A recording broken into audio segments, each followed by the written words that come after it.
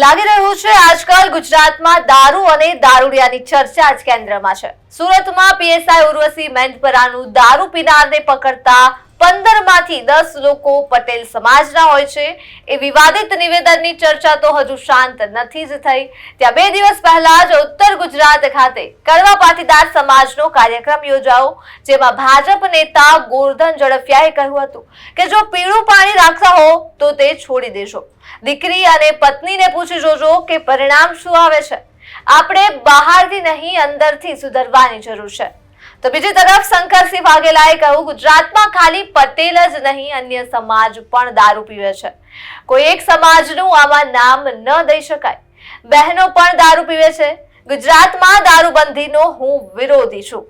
હવે દારૂ કયો સમાજ પીવે છે અને કયો સમાજ નથી પીતો એ તો આપણને ખબર નથી, પણ ગાંધીના ગુજરાતમાં દારૂ વેચાઈ તો રહ્યો છે તે તો આપણે જાણીએ છીએ। ફરી એકવાર ₹61 લાખનો ભારતીય બનાવટનો ઇંગ્લિશ દારૂ ભાવનગરના મહુવા ખાતેથી એએસપી અંશુલ જૈન તેમજ મહુવા ટાઉન પોલીસે ઝડપી પાડ્યો છે।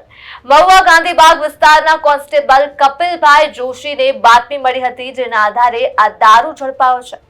51 લાખનો 13 અલગ અલગ બ્રાન્ડનો દારૂ તેમજ બિયર એમ મળીને કુલ 894 પેટી અને 48 લાખના 12 વાહનો મળી 1 કરોડ 10 લાખનો મુદ્દામાલ સાથે દારૂનું કટિંગ કરનાર 4 આરોપીઓને ઝડપી પડાયા છે। હવે આ દારૂ ક્યાંથી આવ્યો અને ક્યાં જઈ રહ્યો હતો તે દિશામાં પોલીસે તપાસ શરૂ કરી છે।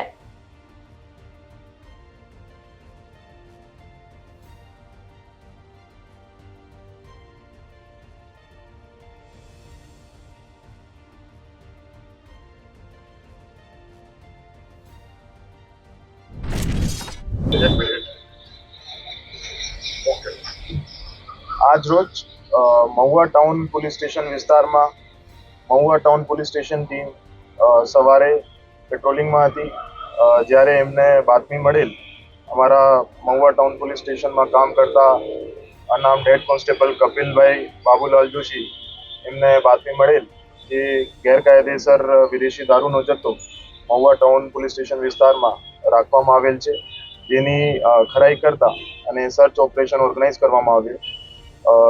જે બાતમીના આધારે સવારે ભવાનીનગર વિસ્તારમાં લાલ ખાંભા વિસ્તારમાં આવેલ વિષ્ણુભાઈ નાથાભાઈ ગુજરિયાની પતરાની શેડવાળી જગ્યામાં સરકારી પંચો સાથે પહોંચતા ત્યાં ગેરકાયદેસર વિદેશી દારૂનો મોટો જથ્થો પકડવામાં આવેલ છે, જેમાં સ્થળ ઉપરથી 4 આરોપી પણ પકડી લેવામાં આવેલ છે, જેનું નામ છે વિષ્ણુભાઈ નાથાભાઈ ગુજરિયા, મુર્તુજાભાઈ અસગરભાઈ ચોકવાલા, વિજયભાઈ છનાભાઈ કવાડ, ત્રણે રહે મહુવા, અને ચોથું છે દશરથભાઈ કાનજીભાઈ શિયાળ, મૂળ રહે રાજુલા, જિલ્લા અમરેલી।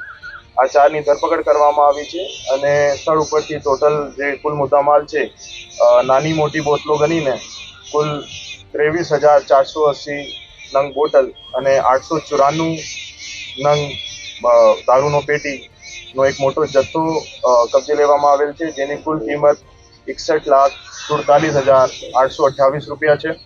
આ સિવાય સ્થળ ઉપરથી 12 વાહનો કબજે લેવામાં આવેલ છે, જેમાં એક આઈશર ટ્રક છે, 3 સ્વિફ્ટ ગાડી છે, 1 ઇકો ગાડી છે, 2 બોલેરો છે, 2 અશોક લેલેન્ડ ડોસ છે અને 3 મોટરસાઇકલ છે, જેની કુલ કિંમત 48,50,000 રૂપિયા છે।